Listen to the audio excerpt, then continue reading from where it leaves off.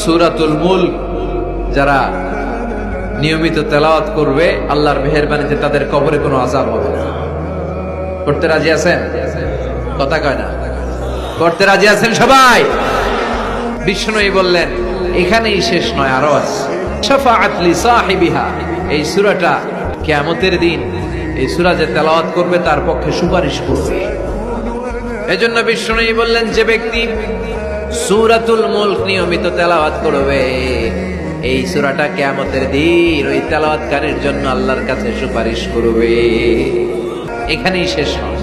বিষ্ণুই বললেন খাসামাত আন সাহিবিহা, এই সূরা যে তেলাওয়াত করবে তার পক্ষে আল্লাহর সাথে এই সূরাটা দাঁড়িয়ে তার পক্ষ নিয়ে আল্লাহর সাথে তর্ক করবে, ঝগড়া করবে। আল্লাহ তুমি ওরে জান্নাত দিবা না কেন, ওরে মাফ করবা না কেন? তুমি না গফুর, তুমি না গফফার, তুমি না রহিম, তুমি না রহমান, তুমি মাফ করে দাও।